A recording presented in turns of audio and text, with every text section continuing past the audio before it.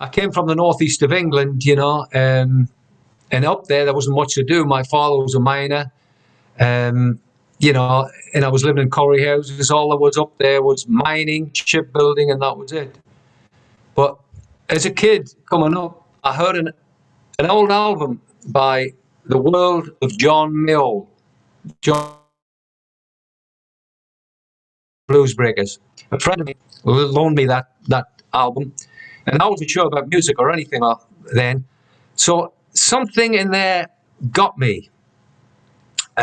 It's a spirit of the music, the blues.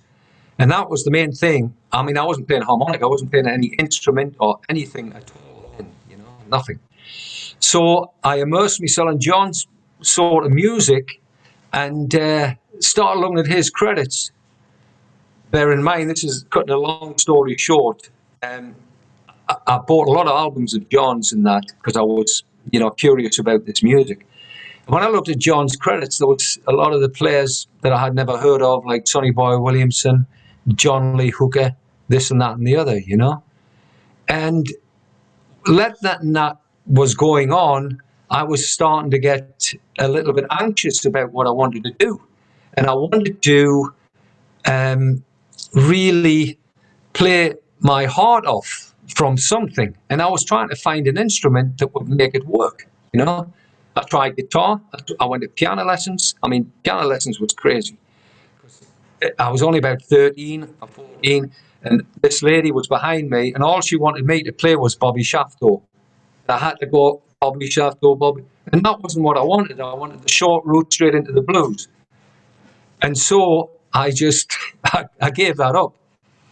And something with John Mayall, instruments, he played piano himself, he played guitar, played this, he played that, and he played the harmonica. I'm not putting John down, but it wasn't his greatest instrument, but he got me on that. So there again, we're talking about I backtracked and talking to the players like Sonny Boy and that.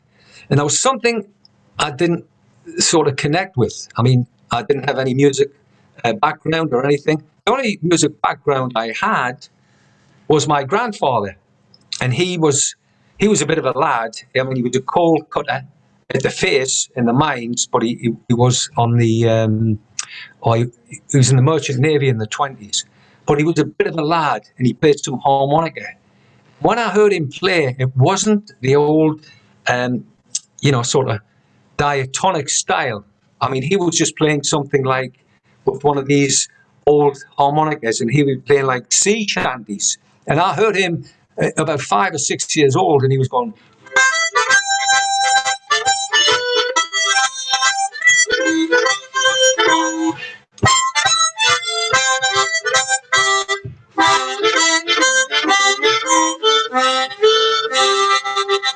So I thought when John Mayall was playing this blues harp, I thought he was using one of these. So that's what I was using. I was trying to get them blue notes, and as all you harmonica players there, I can see Ricky laughing there. You're not going to get a blue note out of hell in this thing, But that was a sound. It was a great thing I heard in his house when he was playing that. So that might have put me on my journey to what I wanted to do, So, as we say, I went further on. I didn't have any keys, and sometimes John on his album would have the keys on the side of the credits. So I bought, when I first saw it, it was in a Sounds magazine. It was John Mayall, Bob Dylan, and Mick Jagger use Echo Supervampers. Now the Echo Supervamper is the equivalent to the marine band that we use today of the blues harp. There you go, baby. I can see you there, Mr. Tony Stokes. Yeah, and I've got some. I was going to show you some of them. And, they were the marine band. I mean, they were the 10-hole diatonic. They were called the Echo Supervamper. Now, that is the sound, vamping, the vamping. What I played there before, I mean, you would use the vamper like that.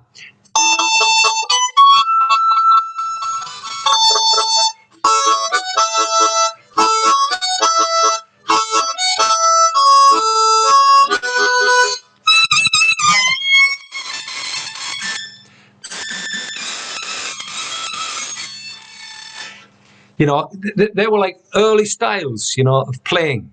But I hadn't got into that. I didn't know any keys. I didn't know any terms of straight harp or cross harp or tongue blocking. It wasn't mentioned then. I mean, I was up in Newcastle, bearing in mind there was hardly any electricity up there anyway. You know what I mean? And so I went on and on with that, and I played for a long time in the folk clubs, just playing that straight style. And I even thought Sonny Terry, before I get into Terry, but I thought Terry was playing straight. I thought all the harmonicas were playing straight. I thought, well, they're playing in the key of A, the guitar is in the key of A, so they're playing an A harmonica. But they weren't. And I went to a folk club up in Washington. It was called the Lamp Glass Cellar. And there was two guys who were up there. It was just a young lad. They were called Prager and Rye. Steve Rye was a harp player with the Groundhogs. And I was up before them playing. I was just a young lad, just a kid.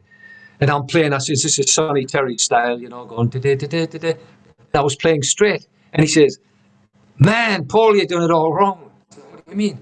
He says, he plays cross. I said, what the hell is cross? What are you talking about? You know? He said, well, you know, your root note is a second note draw and all that. And as soon as he mentioned that, that was the only thing anybody taught me or told me about it. And then I went, wow, this is it. No one I couldn't get them sounds, you know. But I struggled them years to try and get it. But I got it. And then when he mentioned Terry, I mean, all this is cutting a long story short. I'm trying to put everything in an hour. I thought, I loved Sonny Terry's sound, you know. It was so unique.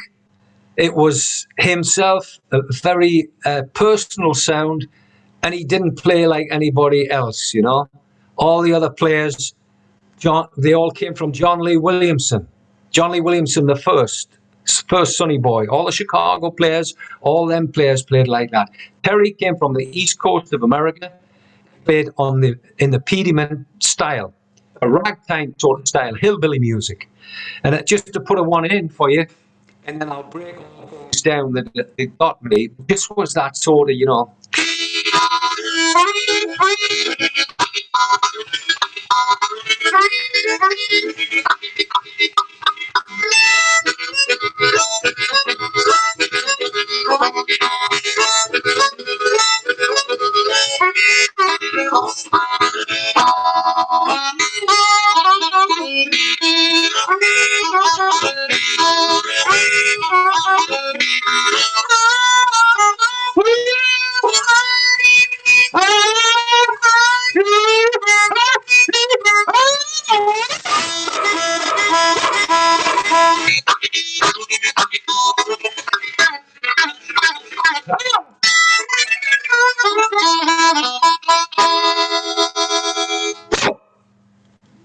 And I mean, I tell you, what I'm talking about here is with all your harmonica players. This is what I did. That was my turning point. I heard Sonny, and bearing in mind, I came from the folk clubs of the Northeast. I wasn't in any. I mean, there was nothing going on. There was no band scene. There was nothing. There was the working men clubs that were playing "Show Me the Way to Amarillo," you know, and all that sort of stuff. Every night I've been hugging my pillow. And my father had said to me, "You should have went that way, Paul. Better than playing the blues on the harmonica." But I stuck in the old folk clubs, and that's where I got my craft. I was on my own. And I just had the old foot stamp and playing that. So what I did, I modeled myself on Terry. And this is what I tell everybody today. You have, for me, to get to the style you want, you model yourself on one of them great acoustic players. And I'm talking about three that I got off on were Sonny, Noah Lewis from Gus Cannon's Jug Stompers, and the great big Walter Horton for the big Chicago tone style, you know. But they were all tone players, and that's what I was after, was tone. And I I found in a junk shop, and this was a few years after, I was in doing the folk clubs, just opening up for different people. And some people were coming in. I actually played with, I'm trying to think of his name now. Yeah, I must have the old dementia coming in with the old age. Oh, good God. He was part of the British scene in the 60s.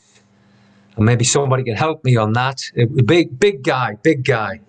Long John Baldry, that's the one. My wife's just shouting in the background, And I got up and played with him on a few shows, And some of the guys that were passing through the folk clubs, Wiz Jones and people like that, that was my big thing to play, But Terry was my thing. So what I was doing was I didn't have any guitar player with me or anything. I was just stamping and playing what I could play, But the album that I got, and I found it in a junk shop, I think it must have been about 1968 or 69, was Brownie McGee and Sonny Terry Sings on Folkways. I don't know if anybody has got that or that. You have to have that album. It is the sound. It's beautiful. And the songs he plays on there, and the phrasing, the playing, is just out of this world. I can push that up on there for you, but that's a CD. It's on Folkways. I had the album. It's so beautiful, the way it's done and the way they play and bounce off each other. And that harmonica style that Terry was playing, so just flowing and personal sound, and that's what it is. It's getting your personal sound across. And I've always believed that, I mean, I'll move on to some other players and we can play some of the old Sonny stuff, the way he played it. I'll try and break it down for you if that's what you want. Does anybody want to fire any questions to me at this moment, or you want me to go on? Or anybody got anything to say? There's no questions at the moment. All right then. Okay. Go on, And sorry, Sam. I think there was someone trying to talk there. All right. No. What was the name of that album, Paul? Sorry, I dear. couldn't see the CD. Oh, what was sorry. the name of that album? That's okay. The album was Brownie McGee and Sonny Terry Sings on Folkways. That's it there. If you can see it there, Brownie McGee and Sonny Terry Sings on Folkways. Yeah. Thank you. Smithsonian Folkways. That was what it was. And I found that in a junk shop.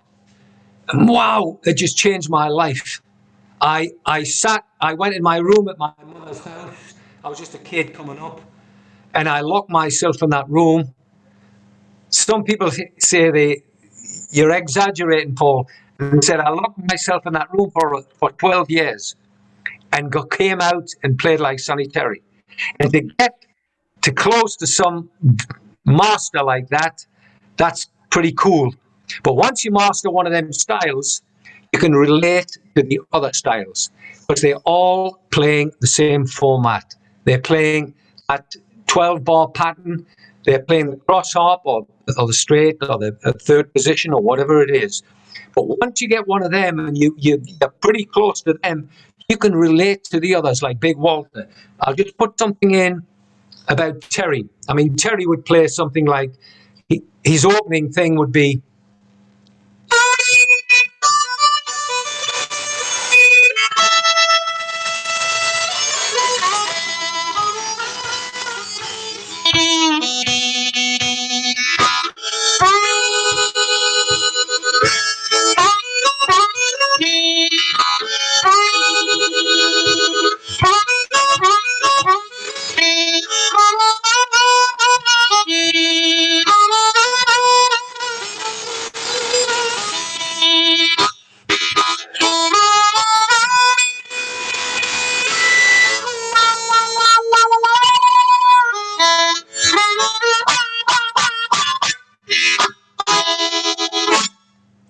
mean, that would be Terry bringing in a song like that.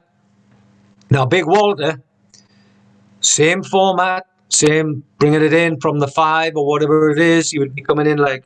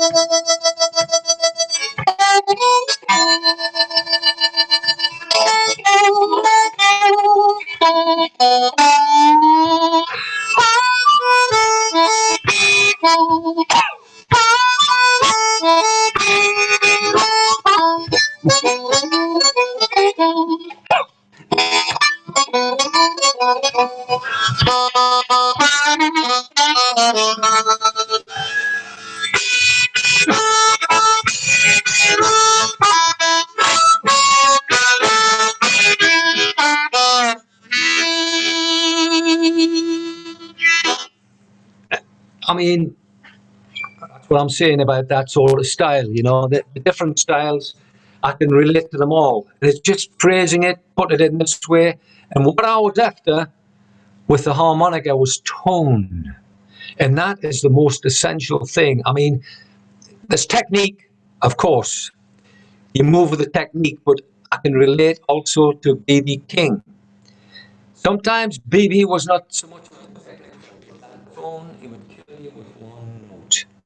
And that's what I was looking for. And that's what I say when I'm teaching or telling anybody. It's that big, you know, that's all.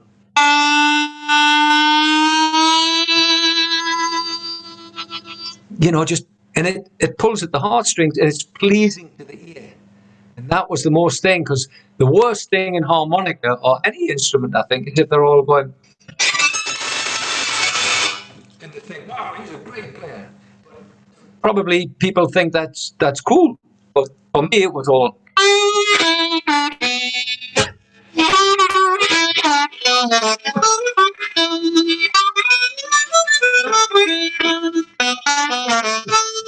That's a bit of my own style putting it in, and that's all I did.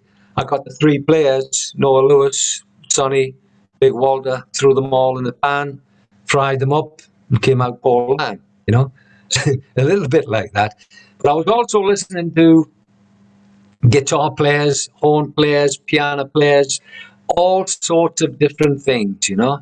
And even Stefan Grappelli, the Hot Club of France, you know, getting them sort of, you know, them sort of like violin sort of sounds. And that's what I was trying to create. And them early players, that's what they were listening to most of the time. They were listening to, you know, piano players, especially Terry. I mean, he would be listening to that area, the ragtime area, Scott Joplin, and all the players that he was working with. Believe it or not, I mean, Terry was blind as a bat. I'm getting that way myself, I think. But the players that he was playing with were all blind as well. You know, blind Gary Davis, blind Boy Fuller, you know. All these players, you know, were all handicapped, you know. But they had such a wealth of music. But that style from the East Coast, for me, was very, you know, I was going for that sort of sound. Not so much the Delta sound, you know, with the sounds of John Lee and Sonny Boys, you know. I moved on to them later, but I could relate to them pretty cool, you know. Anybody want to talk about anything? I was going to ask Paul, what would be the a good starting point for learning to play Sonny Terry rhythm playing? I've always struggled with that element. Well, it's just breaking it down. And, you know, Terry's main rhythm was that sort of. I mean, you had millions of rhythms. I mean, you'd put little things, little pieces in there, little bits, and that's what you were looking for. You think it's easy, and you're thinking that. But that little breakdown there, I'll break it down for you. So I'm doing that. That's only just coming out the toilet, is it? That's all right. So he would be doing that sort of. So breaking it down is the draw. So you got a draw there, and then you go 2 draws, then 2 blows out, and back in again.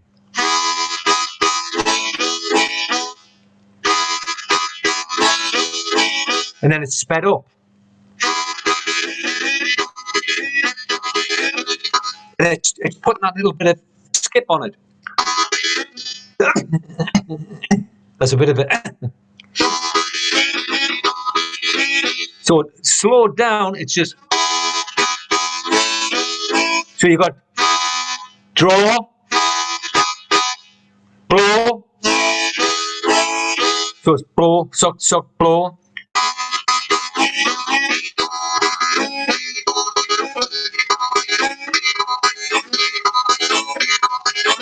So there's a little skip in there. Can you hear it? It's got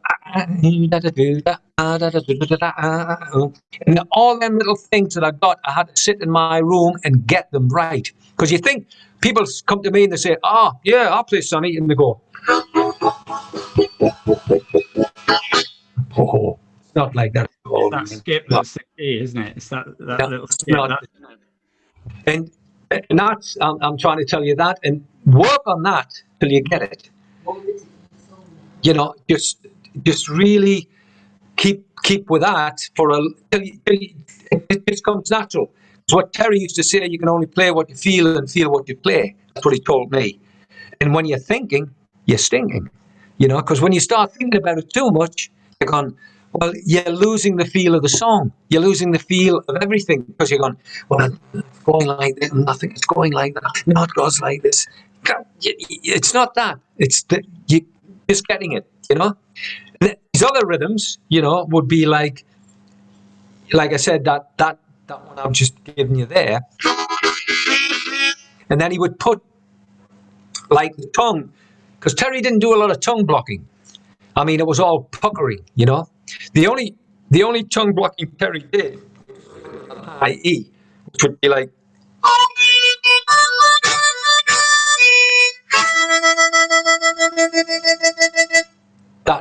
That was the only tongue. Or if he was one, there's that skip behind it. You know, that was the tongue blocking he did. But most of the time, Terry was just puckering, you know. But he did on harmonica, talking harmonica blues. He would do something like the tongue block comes in there. So you're on the third draw. You want your mama. You want your mama. I call again. And then he would go.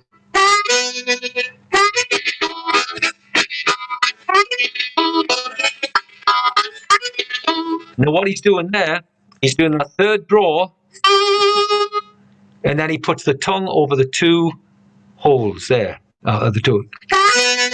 You hear it? And then he comes back to the percussive style.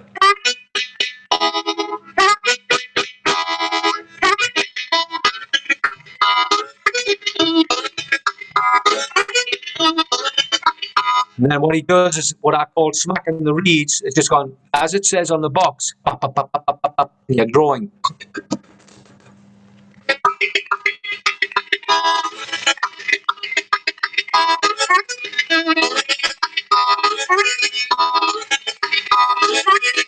You want your mama.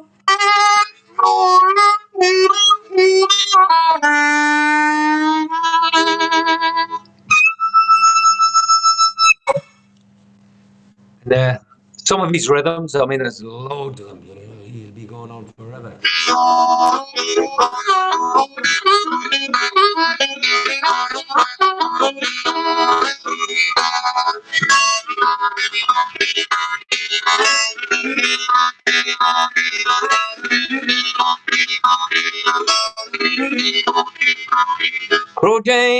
Crow Jane, why hold your head so high? You're the lie, baby, you're gonna lay down and I feel like snapping my pistol in your face. Some lonely graveyard be your rest on.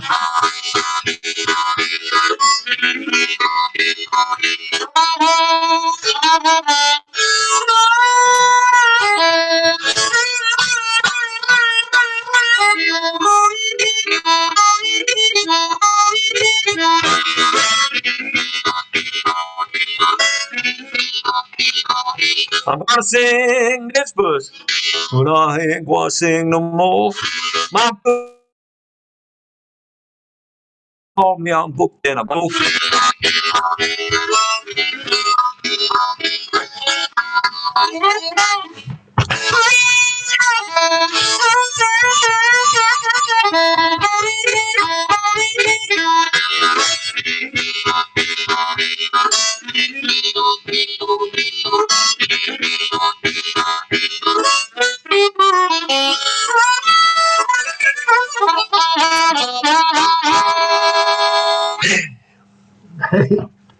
That's old, some old Terry songs. I mean, there's millions I could go through, if we had the time to do that. I mean, does anybody want to talk to me about something? Yeah.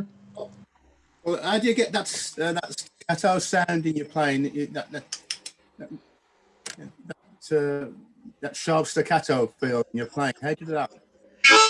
Well, that comes once again. Listen to the players. I mean, Sonny Boy Williamson had got it. That big from the throat when it's choking it up.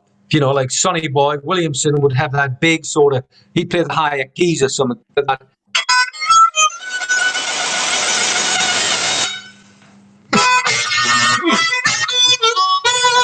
And it's choking, and that's How do you get that sort of, how do you get that really sharp staccato?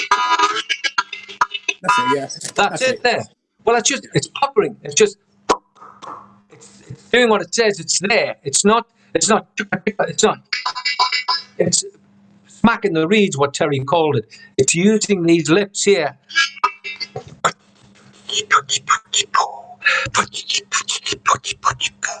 It's with that. It's not the chukka chukka. If you listen, it's doing what it said. What I'm doing there. Look out.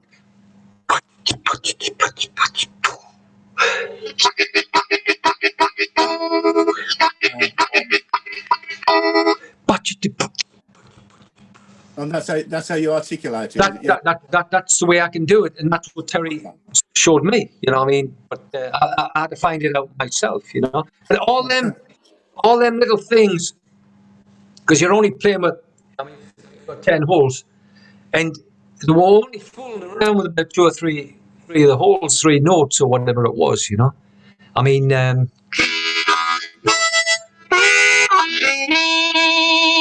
And it's just one he did called, I'm trying to think of it now. Make a Little Money. He'd do his thing and just phrasing the harp, making it work this way. So we got, I got a woman, sweet love and kind every day. I got a woman, a sweet love and kind every day. Oh, every way. Yes, yes, yes, in every way. This is what I'm talking about.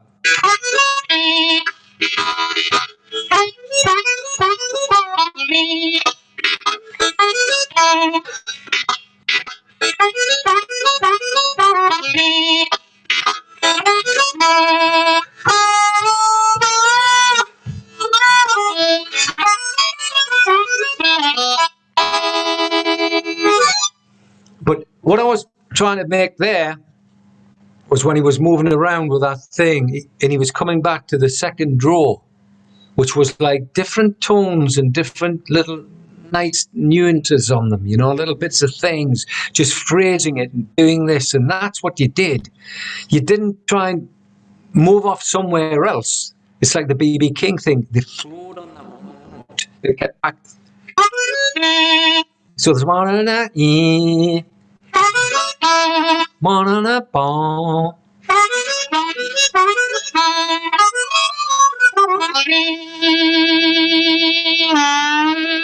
Just it's making it nice. It's making feeling it, and that's what it is. And that was my playing. It was all feeling, not so much technique. There is there, which I moved on later on, and started again to the Chicago players and Big Walter and George Harmonica Smith, starting to get into chromatic.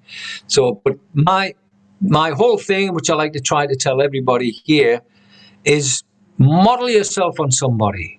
It doesn't have to be Terry, but one of them great players, like, you know, you're going to cross players, I would think, because that's the modern day way. I mean, the straight players, there's some fantastic. I mean, I listen to all of them guys, you know, like Lee Cannon, Cooksey, Jed Davenport, all different players, you know. But to me, you have to come from something that you're into really big time, instead of moving and crossing over to somebody else, you know, when you haven't really got this guy, because you're just getting a little bit of this guy, a little bit of that, and a little bit of the other. But if you get, say, if you went for Terry, after that, once you got most of his stuff, you would relate to Big Walter, you would relate to Sonny Boy, you'd relate to Little Walter, because Little Walter was just putting, you know, Little Walter basically he came from John Lee Williamson. All them Chicago players came from John Lee, and that's the only thing that was different was the Terry sound. You know, he was coming from a different thing. You know, but he had his own thing going, and he never changed it. Well, I mean, he came into different days. You work yourself up to playing a little bit different. Most of the time, that was his own personal style. It was beautiful, you know. I mean, I can go on with a bit more with Sonny. I can blow all day with Sonny, you know. I can move on. Like I was just saying to you before. I mean, you got John Lee Williamson. I mean, he would play something like.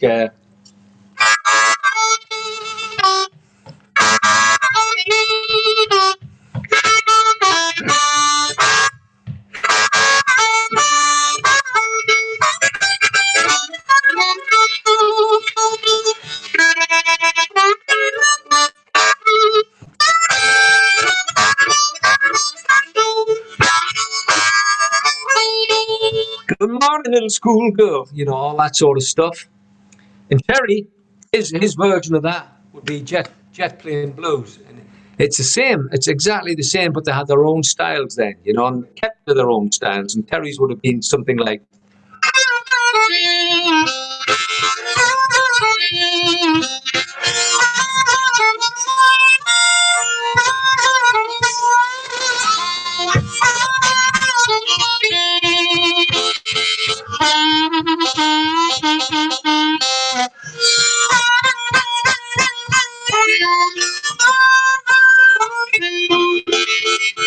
Wanna give you my jet plans.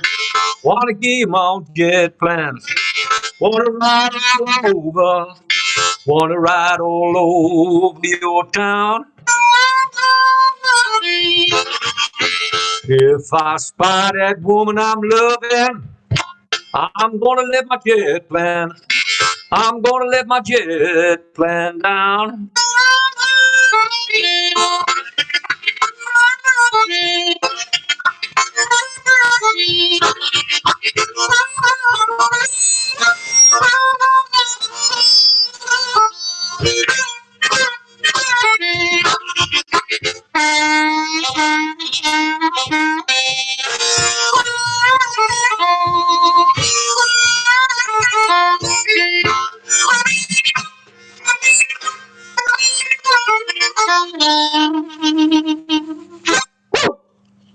Yeah, but I mean, you know, that's what I'm talking about. It's just they were all playing the same, but putting their own little bit on it, you know, all the little styles, all this and all that.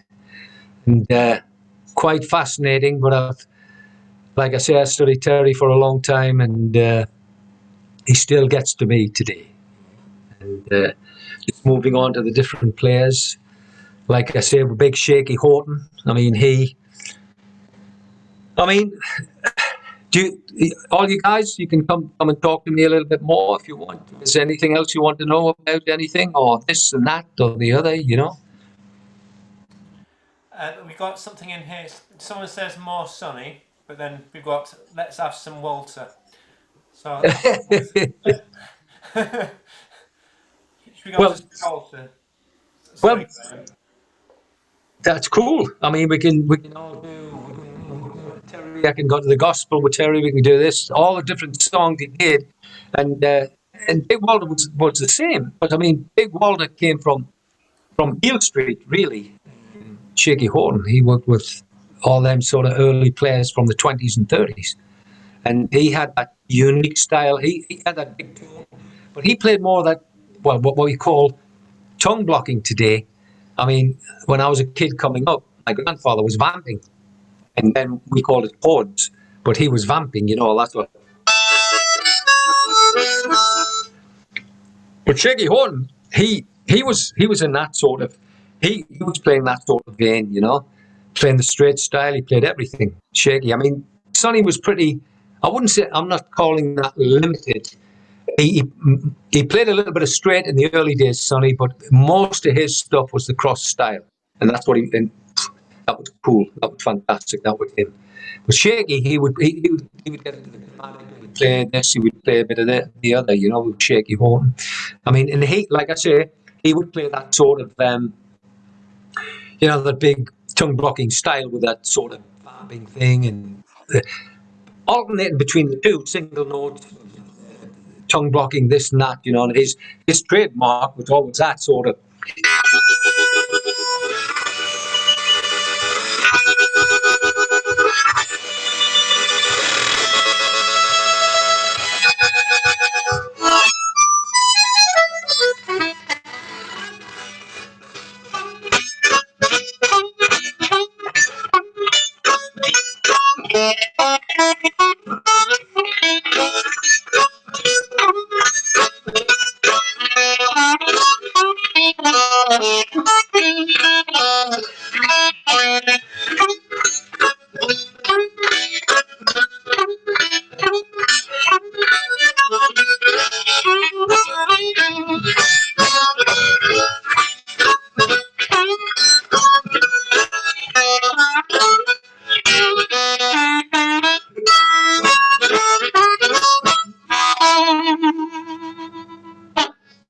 And that was a full sound, man. I mean, that was, you know, just a big sound on its own. When he started putting all the shuffles behind him and all that sort of thing was pretty cool. I mean, Walter could blow on anything, you know. I mean, he would, on his straight style, he was just a monster, you know. I mean, he would start out with something like, this is all straight harp.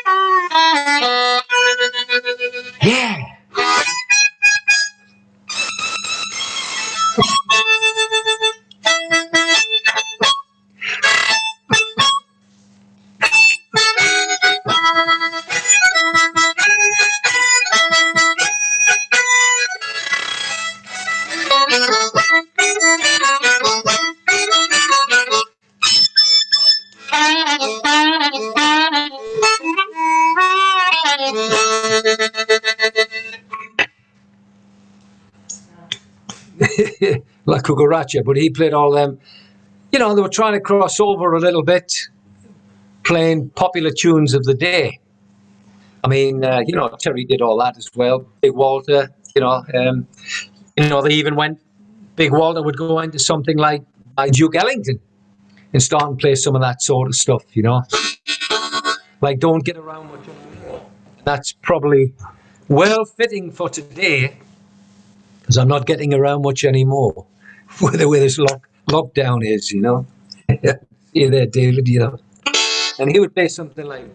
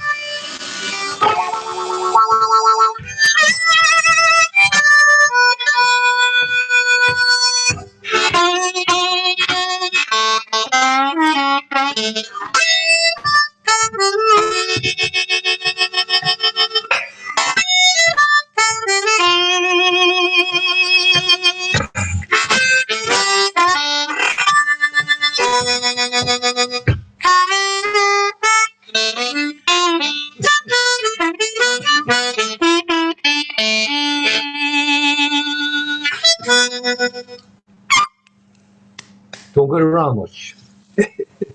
That's what it is. There are a couple of questions come in here, Paul. Yeah. There's one from Russ. Paul, is your tremolo controllable? Can you slow it down in, say, a slow blues song? And is it the same speed in your singing voice? Has it got natural rhythm without thinking about it? I'm trying to work that one out. What the sort of what or this that sort of tone, is that what he's talking about? I think, if you want to unmute Russ.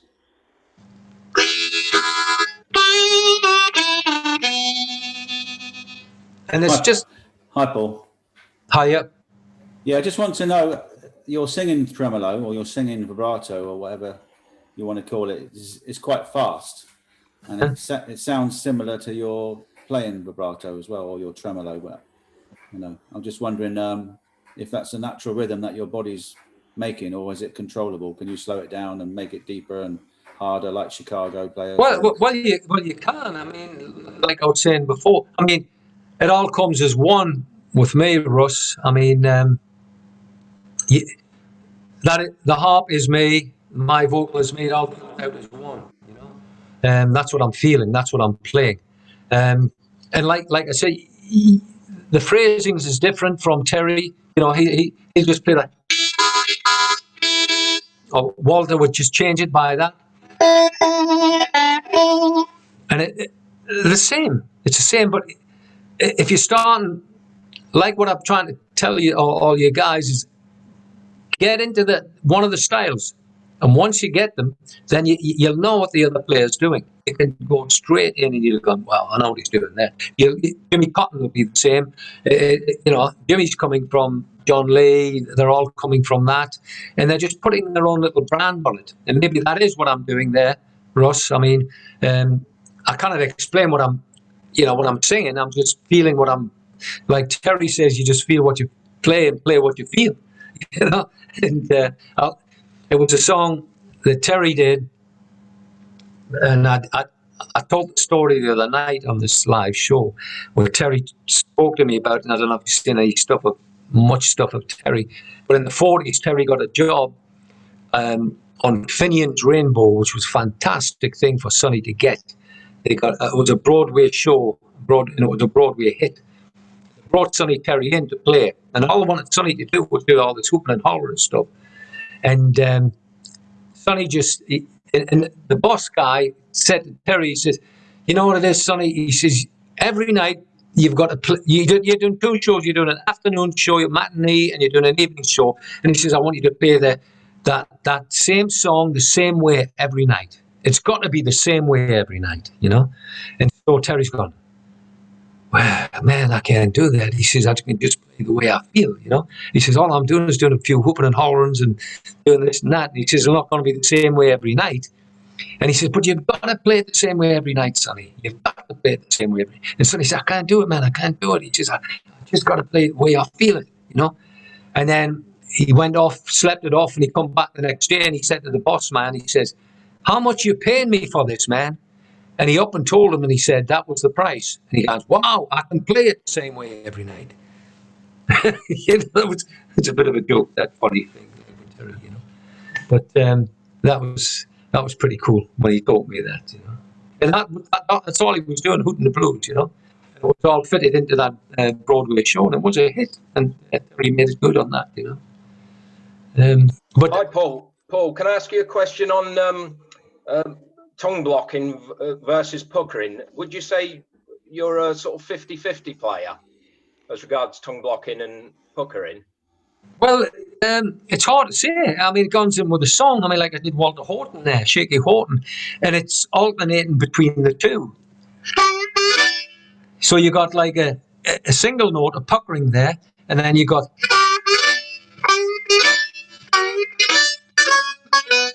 So you could probably say 50-50, but I mean, I'm not counting.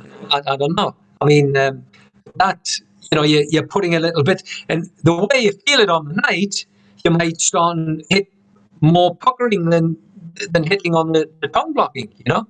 The reason I ask, Paul, it's just that you're hearing more and more from top players that are sort of tongue blocking, and they're tending to go, they're going more back to pucker playing, you know, mixing the puckering in. Well, I'm just playing, like I say, what I feel. I mean, from the early players, and just fitting it in the best way I can in the song. I mean, that show I did the other night was just solo, acoustic playing, foot stamping, the way I did in the folk. I mean, I work with my band, I work with different bands around the world. As a duo, I do this, I do the other, and it's it's the way I feel it. But I suppose you're right, Sean. There, I probably do 50-50. You know, if you're talking about counting it, you know.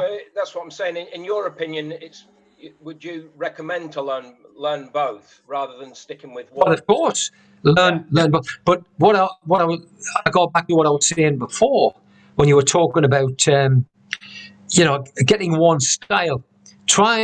I mean, you're never going to master a master. You can never say that, you know. I mean, I can get pretty close to them, and that's their style, and I pay homage to them guys. I've tried to get as close as I can to those guys. I mean, I can play them. They would never play note for note. They didn't want to play like that. They just played it like they felt. And I play it the same way. I just feel it on the night. I mean, I have a repertoire of songs. I have the way I might play this song, but I'm improvising as well. I improvise because I've got to feel the audience as well.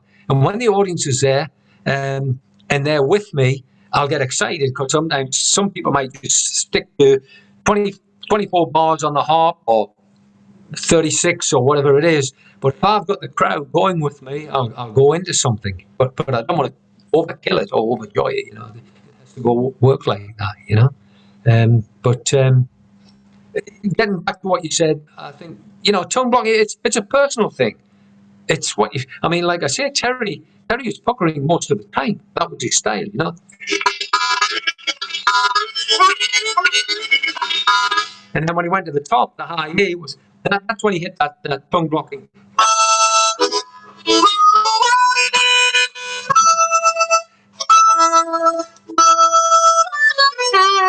Then he came down, he ran down, and that was all puckering. So he was blowing out on that high tongue block.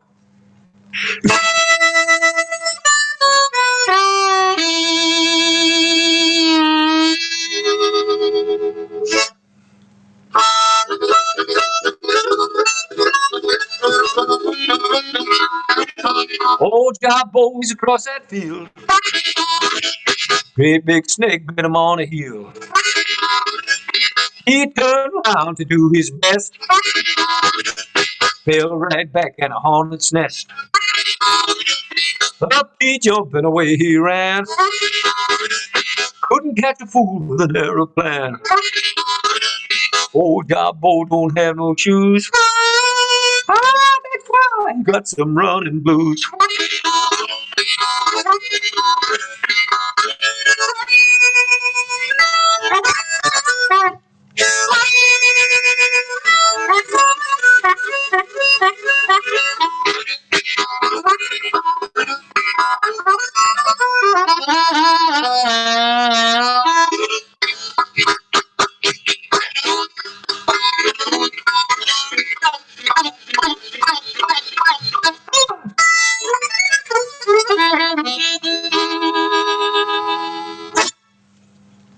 That most of that stuff and that fast vibrato thing that Terry does, that's all puckering. It's not tongue blocking or anything.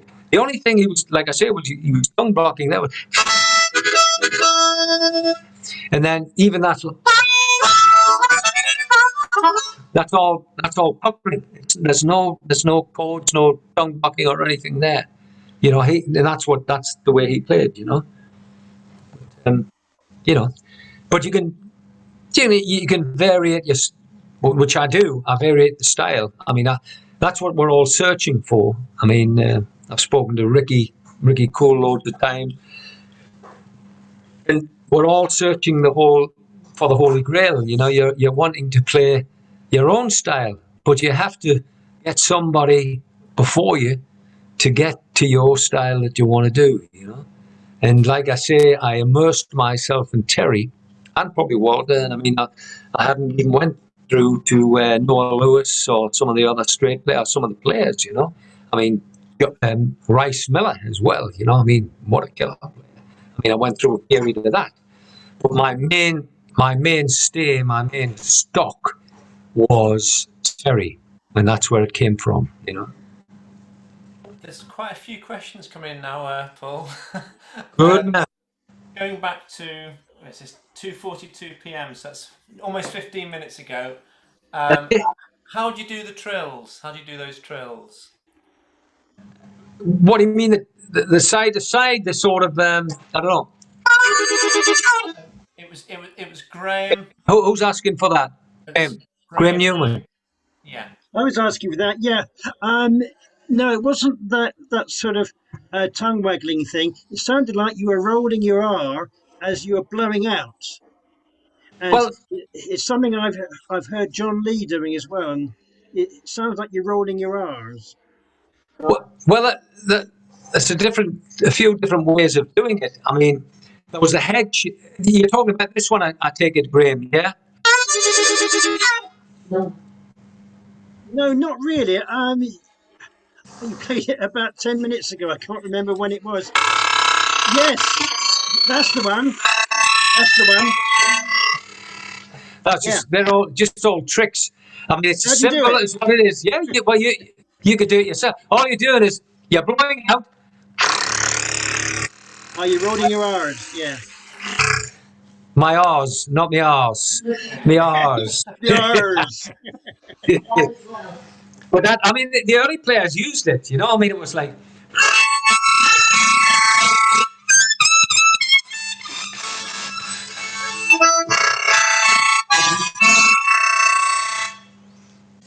Go on, blow it out. Blow it out. You do it. Do it, Graham. That's it. That's it. That's it.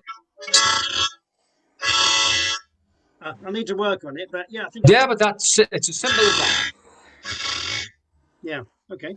You see, I didn't have anybody to tell me all these things. All I had when I was a kid coming up in my bedroom at my mother's when I was staying up in the Colliery house was an old dance set record player. And that's all I put on was the old records that I had. I mean, if you played them now, you wouldn't be able to hear them. They were all scratched to hell. And that's all I had to try and find out them styles. Because, I mean, then as I'm sure Ricky and all you guys, and you didn't have technology then. I mean, you had electricity. Well, I was lucky to get electricity where I came from. I tell you, in the northeast of England, it was more gaslit lamps, and that was it. But now Paul, I couldn't have done that. I couldn't have rolled my R's about a year ago. Yeah. But I started learning a song thanks to Ricky Cool. Ricky Cool's got a YouTube song by Papa Lightfoot, Me Old Great. Fame. Yeah. And that kind of got me into a bit of tongue blocking. And then all of a Yeah. sudden I was able to roll my R's. Yeah. Well, that's it. I mean, technology So thanks, Ricky Cool. Great harp player as well, man. Killer. But I mean, that's it. I mean, it's technology now. You can see these people doing it. You can see them on YouTube. You can see them on that. And bearing in mind, I'm going further back than me and Ricky and everybody here. You would be talking about like Terry, who was on a medicine show in the 20s, 30s, or 40s. And that's the only way he couldn't see, but he would hear somebody playing like D4 Daily on some of his travels. And that's the only way they would get to see or hear these players. It's the same like Robert Johnson and all them early players. The only time you could see them or hear them was on the street. I mean, we're fortunate now these days. We can see people on YouTube or on this sort of thing as well. You're getting first hand to the sound. But for me, when you're playing this instrument, and I keep on harping back to it, but it's the music. It's not just the instrument. It's having the feel. It's having the spirit. And that's what it's all about. Because if you haven't got it, if it's not in your heart and soul, it's not going to come out. You can. I've just felt it. I have to have that spirit. I have to have that feeling. It's going to put across. And my thing is, I've got to get to the audience. I've got to get to the people. I'm not pleasing myself. Well, I've got to please myself first before I please the audience. But the main thing is to get across to them people. And that's what they're coming to see and feeling it. That is making people feel them notes. Every note counts. Making every note hit every part and make it hit that soul. That's the way I do it.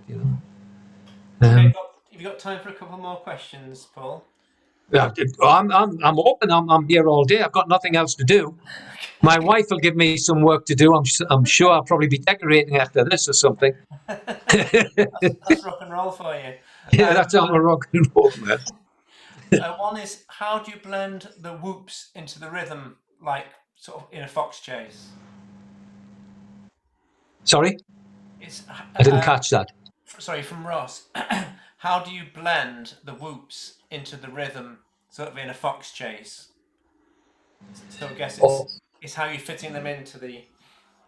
Well, it's got to hit the rhythm. I mean, it was a hard thing for me to get. It's all that breathing technique, which that was the thing I was going to mention about Terry's style of playing. His breathing technique. He could come up for air. You would think, God, where's the air from? But then he's still having, when he hit the hoops, he was feeling them, and he had that skip before he went to the next note. Sort of like. So I'd be hitting that.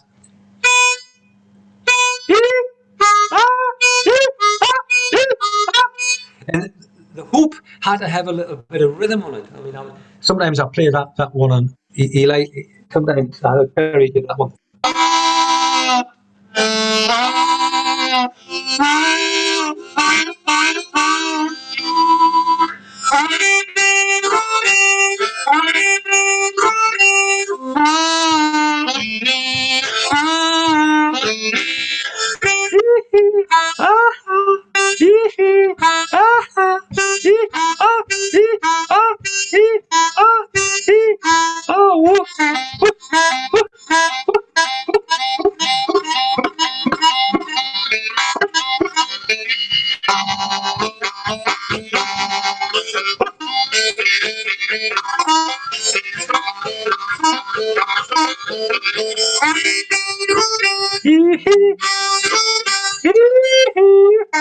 Mama.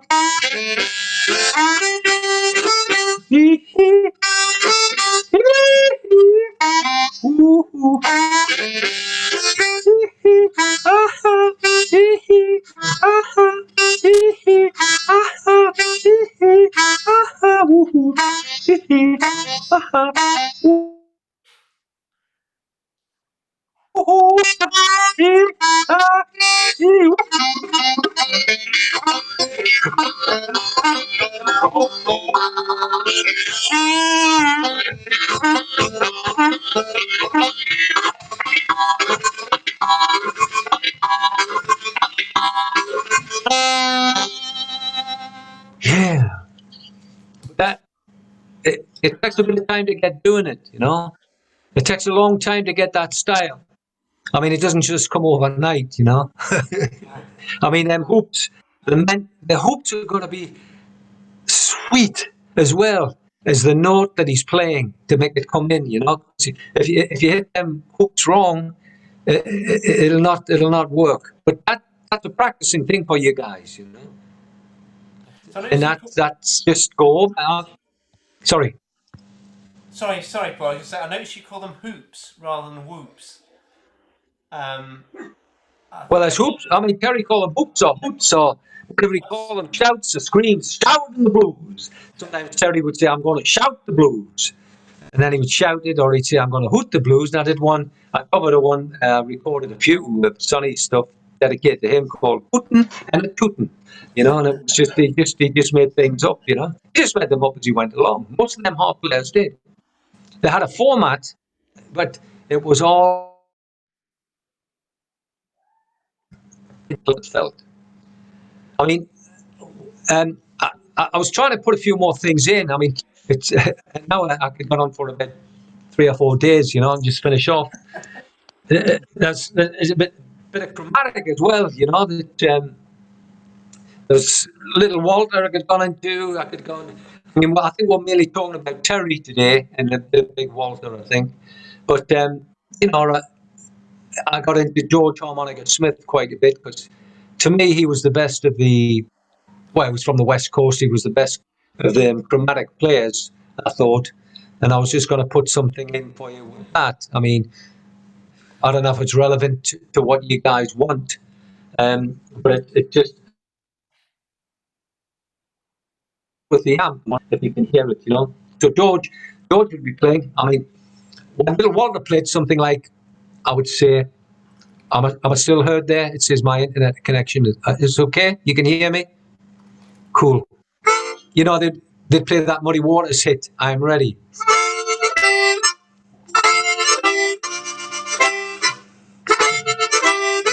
Now, George would use the whole format of the chromatic. He would put the tongue over the four holes.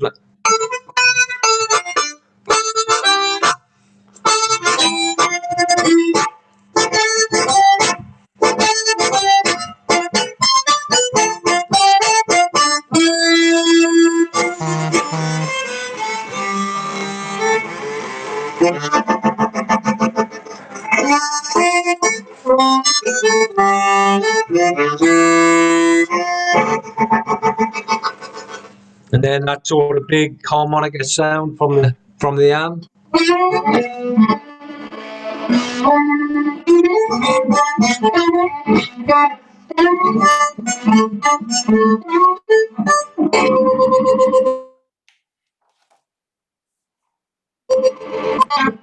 Yeah. Well, I was just moving on a bit. I could have went on, like I said, for a long time, you know, to make it all come into that style, come to the modern Chicago blues or whatever it is. But I think, is there any more questions you would like me to answer for you guys and before I go out? There was a question about chromatic, and you've just answered that. And I think it was. Yeah. Oh, there's one here from Joe. When playing your basement amp, what level would you set the bass to?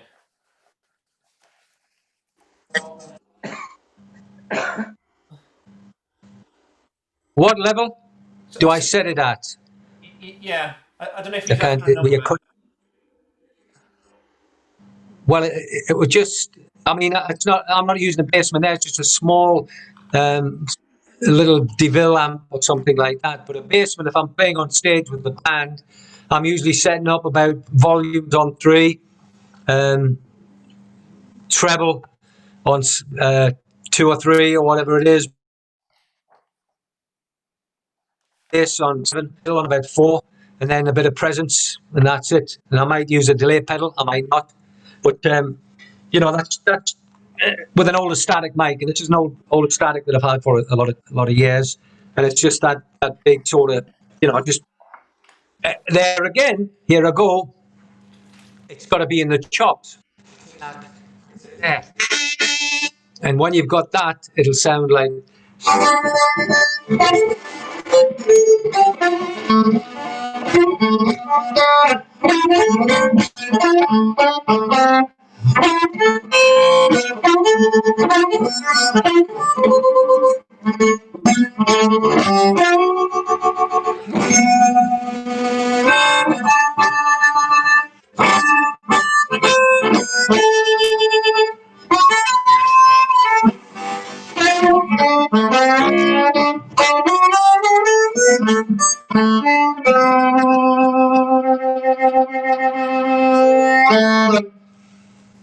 Sorry, Paul, did you say the bass to be set at 4? No, the bass would be set on about 6 or 7 on the basement. On the basement. On the basement. Okay, thanks, Paul. Thank you, Joe. Thank you, boss. Just having a look to see if there's anything. There's lots of thank yous, saying how much they've enjoyed the session. Sam Sprangy, you disappeared for a bit, didn't you? He says, apologies if I missed it. Paul, did you ever get the chance to meet / play with Sonny? I think you've already answered that question. Oh, yeah. I spent a bit of time with Sonny. Yeah. Oh, yeah. I think if there's no more questions, then I think we can let you go, actually. Any other questions, anybody? Oh, are you sure? I mean, I'm going to get some work to do here in the house, and all I am. Oh, we'll pay for him. Oh. Yeah, actually, I've just. Do you recognize that album? Yeah. Oh, yeah. I've got 78s by Sonny. It's fantastic. That, I mean, great. This dates about 1965, I think. Yeah, Tony, fantastic, beautiful. Yeah. Well, he paved the way for me, definitely, Sonny. I mean, that's it, But the big electric sound came in, so I had to move with the groove. So they say it's like technology today, So there's a one I got off Sonny. It was his little bit of riff, but I'll just finish off on this one. I wrote the song. I'm not going to put all the lyrics in. It'll be appropriate for what we've got this afternoon. Thank you. Thank all you guys for coming in, and girls, all them nice girls that have come in. Thank you very much. Oh.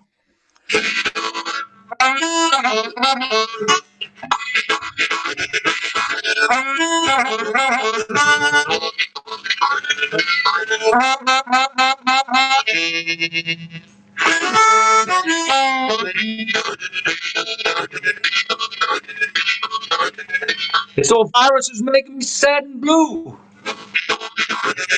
I don't know what to do. I'm a lockdown here, I'm a lockdown there. Oh Lord, help me out of here somewhere.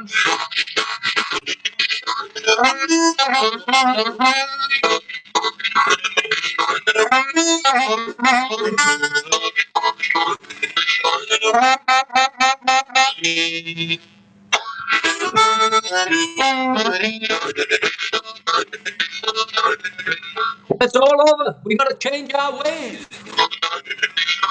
We got to move to the future, not the same old ways. Give a little here, give a little there. Respect our friends out there.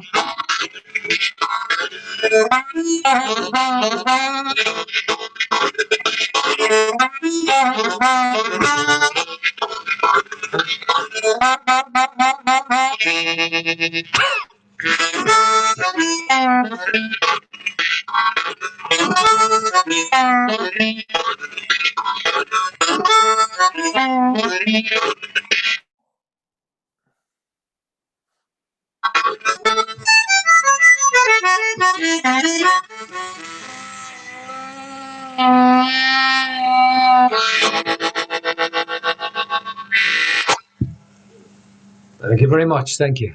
Brilliant. I've just found something actually. I remember that Dad gave me a couple of years ago, and it's something from May 1964. It's called a blues and gospel. It's my background. Blues and gospel caravan. Yeah, I see it. Yeah. And look who's on the next page.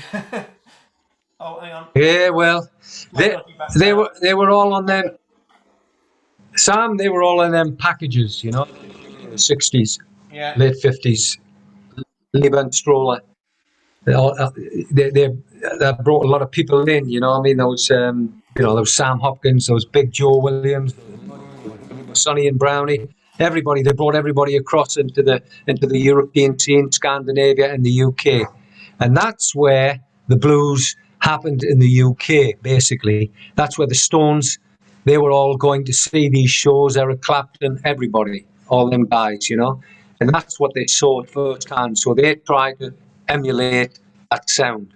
I never thought they quite got it, but, that was the British boom after that, when the Stones, the Beatles and everybody, that's what them shows, that's what it was. That's what they saw. Fantastic. Okie dokie. So should we leave it there then, folks? There were a couple of other questions. Oh, there's a quick one here. Are you on my blues harp boogie CD? You sure make loving hard. Paul Lamb and the Blues Burglars, or is that someone else? Oh yeah.